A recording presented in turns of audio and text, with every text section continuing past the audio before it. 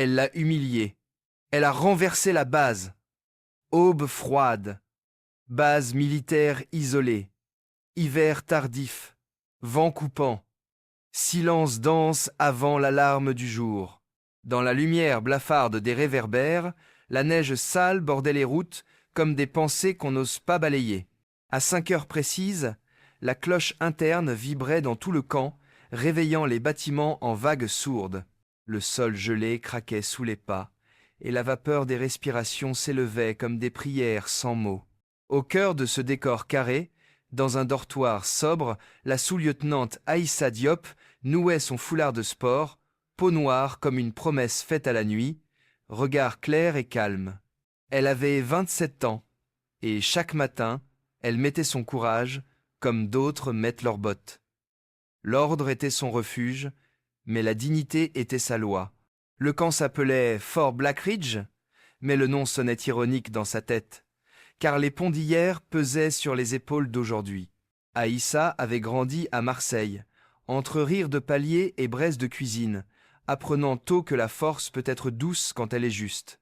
Elle était venue ici pour servir, oui, mais aussi pour prouver qu'aucun uniforme n'est plus lourd pour une femme noire que pour quiconque. Elle se tenait déjà droite, quand les autres frottaient encore le sommeil de leurs yeux. Le planning affiché au mur était implacable. Inspection à 6, exercice de terrain à 7h15, briefing opération à 9. La salle de bain commune vibrait d'un écho d'eau et de métal. Le miroir lui renvoyait une image fatiguée mais digne, une bouche qui savait sourire mais qui refusait de supplier. À quelques mètres d'elle, on entendait le raclement d'une brosse, la plainte d'un tuyau et des voix basses, qui s'éteignaient dès qu'elle apparaissait. Tout camp a ses ordres, ses couloirs, ses secrets. Et Fort Blackridge avait aussi son ombre, le colonel Argus, de la tour. Il était la pierre la plus ancienne du mur, disait-on, mais aussi la plus froide. Un homme haut, taillé comme une règle, moustache pâle, regard qui tranchait l'air plus sûrement qu'un couteau.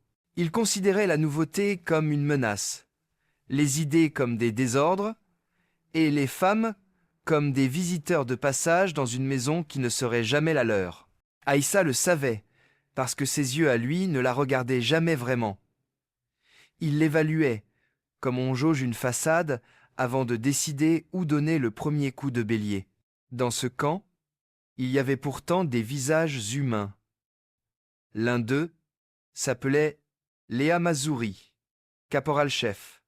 Elle portait sa fatigue comme on porte un sac, bien serré, sans se plaindre.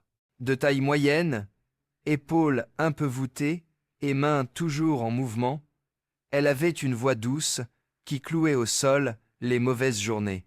Ses yeux bruns avaient une façon de sourire avant même que sa bouche y pense, et c'était son signe, sa signature discrète. Elle avait le don de passer une tasse de café au moment exact où le monde se met de travers. À l'approche de l'inspection, Léa avait glissé à Aïssa un regard complice. « Tu as dormi ?» « Comme un banc en gare », avait répondu Aïssa.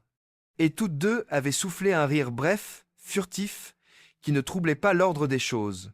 L'inspection débuta à l'heure, cisaillant l'air d'exigence. Le colonel de la tour glissa entre les rangées comme une lame.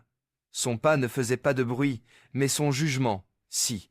Il s'arrêta devant Aïssa, observa la ligne des boutons, la propreté des bottes, la coupe exacte de la veste. Il ne trouva rien, et pourtant, il sourit, ce sourire qui promet un orage, même sous ciel bleu. « Sous-lieutenante Diop, dit-il d'une voix qui ne demandait jamais de réponse. Elle fixa un point sur l'épaule gauche de son uniforme, exactement comme on l'avait enseigné. « Nous parlerons après le briefing, dit-il. Et déjà, son regard la rangeait dans une boîte. Le briefing fut une succession de cartes, de croquis, de procédures, de codes phoniques, alignés comme des soldats. Aïssa y participa avec précision, posant 2 questions claires, recevant 2 réponses sèches. Le soleil, dehors, n'arrivait pas à se décider. hésitant entre la neige et le vent. Après le briefing, l'ordre tomba. L'unité de Aïssa devait préparer une simulation de sécurisation de périmètre sous contrainte de temps. Le genre d'exercice où la cohésion se voit dans les raccords invisibles. Aïssa dirigea sa petite équipe avec une voix basse, un rythme mesuré, une attention précise aux gestes. Léa était à ses côtés, efficace et silencieuse. Leurs regards circulaient comme des signes de route. À gauche, prudence, tout droit, confiance, à droite, courage. À 11h20, l'exercice était bouclé, propre, efficace, net.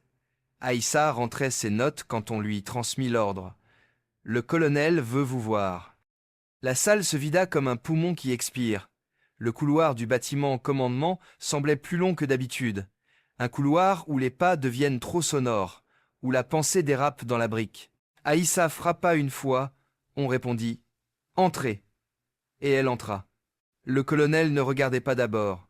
Il rangeait des dossiers, il replaçait un stylo dans l'alignement exact d'une règle. Puis il leva la tête, et quelque chose d'ancien dans ses yeux glissa comme une ombre sur un lac. « Vous avez du zèle, dit-il. » Aïssa resta droite. « Du zèle peut masquer un manque de loyauté, dit-il encore. » Elle ne répondit pas. « Ici, on suit, dit-il. » Et le mot « suit » claqua comme un fouet. Un silence. Puis, contre toute règle, il fit un pas vers elle. Un pas de trop. « Colonel, dit Aïssa, mes rapports sont clairs, mes ordres exécutés, mon équipe. » Il leva la main, comme pour couper l'air lui-même. « Sous-lieutenante, dit-il, et sa voix bassine ne demandait pas de lumière. Avec moi. » Ils sortirent. Le couloir semblait plus étroit, les lampes plus dures. À mi-chemin, Aïssa comprit qu'il ne remontait pas vers l'aile des bureaux, mais descendait, vers le bloc sanitaire. La main du colonel ne la touchait pas, mais sa volonté marchait une demi-longueur devant elle, comme une laisse invisible. La porte s'ouvrit sur la salle de bain carrelée, blanche, froide, nue. 2 soldats s'y trouvaient déjà, blêmes, surpris. Le colonel fit un signe d'autorité et le silence devint glace. Il s'approcha d'un des lavabos, s'arrêta, se tourna vers Aïssa. Ses yeux l'accrochèrent, comme une vis. « Vous voulez commander ?» dit-il. Il fit un pas. « Alors comprenez qui commande. » Ce qui arriva ensuite fut un éclat qui casse quelque chose dans la poitrine quand on le raconte. Dans un geste brusque, sec, presque archaïque, le colonel la saisit par la nuque et la poussa, tête la première, vers la cuvette. L'eau froide, le carrelage, l'odeur de javel et de métal. Un bruit de lutte étouffé. Les 2 soldats restaient figés, plantés dans leur uniformité, témoins minuscules d'une violence nue. Aïssa tenta de résister, bras crispés contre la porcelaine, mais la surprise avait été un coup franc. 5 secondes, 10, 15, la tête ressortit, trempée, les cheveux plaqués, les cils lourds d'eau.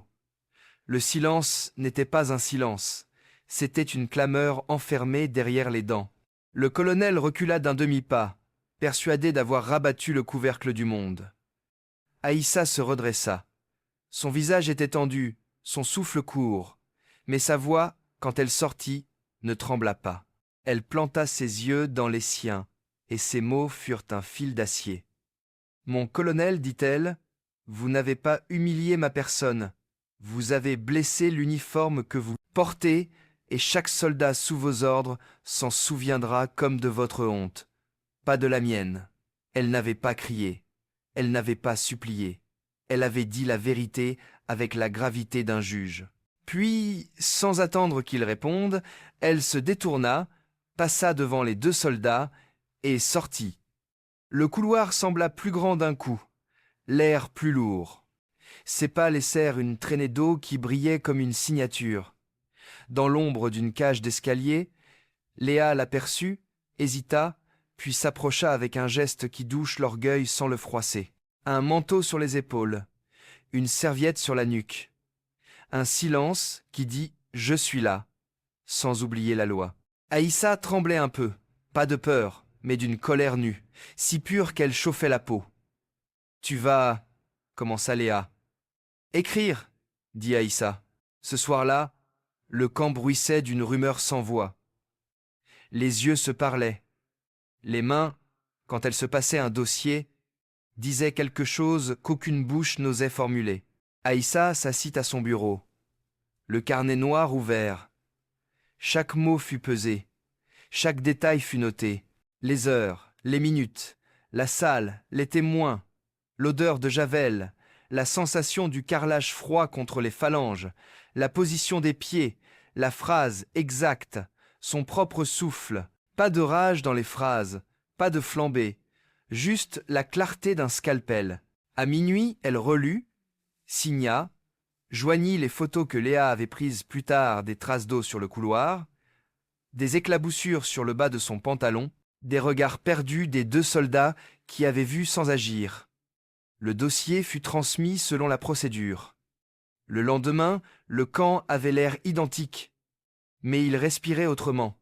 Une petite équipe d'inspection externe arriva. Badges froids, regards sans sourire. Les questions tombèrent comme des gouttes lourdes.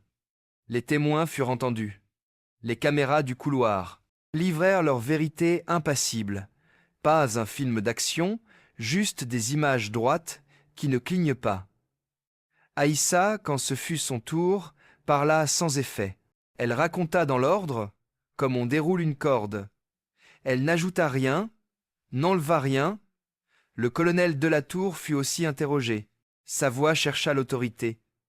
Mais elle tremblait d'un pli infime, comme un drapeau qui a pris trop de vent. Dans le réfectoire, à l'heure du déjeuner, le brouhaha habituel avait un grain différent. Certains tendaient leur couvert vers la corbeille sans regarder, d'autres mastiquaient trop vite. Léa s'assit face à Aïssa et posa simplement sa main sur la table, paume ouverte, à distance respectueuse. « On tiendra, » dit-elle. Aïssa hocha la tête. Elle pensait aux femmes avant elle, aux mains qui avaient frotté des sols, avant d'avoir le droit de marcher dessus en bottes, aux voix qui s'étaient usées à demander, puis à exiger. Elle pensait aussi aux hommes qui avaient su dire non au non, qui avaient su se délier d'anciennes fidélités pour se lier à la justice. Le 3e jour, on convoqua un conseil, une salle carrée, des chaises alignées, la lumière froide, des regards courts. On lut les faits, on présenta les preuves. Le colonel Delatour se raidit dans sa chaise, un bloc de pierre qui refuse de concevoir qu'on le déplace. Aïssa écoutait la pluie battre contre les vitres comme un tambour discret. Chaque goutte lui disait « Tiens !» Quand vint le moment du verdict, le silence était si serré qu'un verre qui tombe aurait fait l'effet d'un coup de canon. La décision fut nette. Le conseil, à l'unanimité, retira au colonel son commandement. On parla de révocation, on parla de faute lourde, on prononça les mots qui séparent une carrière de sa fin. Le colonel ne réagit pas d'abord. Puis ses lèvres cherchèrent un mot. L'attrapèrent, le lâchèrent. Il comprit que quelque chose de plus grand que lui venait de se lever. Aïssa ressentit un tremblement, pas de triomphe, mais de reconnaissance. La justice, quand elle passe, ne rit pas. Elle laisse simplement les choses à la place qu'elles devaient occuper. Les jours suivants, le camp se remit à vivre. Mais autre chose flottait dans l'air, quelque chose d'invisible et d'important, le respect. Un matin, alors qu'elle sortait de l'infirmerie avec des documents de suivi, Aïssa croisa un groupe de soldats. Ils se rangèrent sans que personne ne le demande. Ils saluèrent, pas au garde à vous crisper, mais d'un geste qui avait l'air d'un merci. Elle rendit le salut, net, simple. Plus tard, au stand de tir, Léa lui apporta un gobelet de café chaud. « Tu dors mieux » demanda-t-elle. « Je ne dors pas mieux, » dit Aïssa. « Mais je dors juste. » Un demi-sourire passa entre elles, fragile et vrai. Pourtant, tout n'était pas réparé. Les 2 soldats qui avaient vu sans bouger avaient chacun leur nuit compliquée. Leur silence leur revenait comme un retour de balle. L'un d'eux, un jeune nommé Ravel, vint frapper à la porte du bureau d'Aïssa. Il entra, hésita, puis parla, la voix basse. « Je n'ai pas été brave, dit-il. J'ai été raide de peur, et je me déteste pour ça. » Aïssa le regarda longtemps. Elle n'avait pas à être tendre, ni à être bonne. Elle avait à être juste. « Vous parlerez au service d'éthique, dit-elle. Vous coopérerez, et surtout, vous choisirez mieux la prochaine fois. » Il acquiesça, soulagé sans être absous. La justice n'est pas un coup de pinceau blanc. C'est un travail. Un soir de fin de semaine, la neige se remit à tomber, plus légère. Le camp était calme.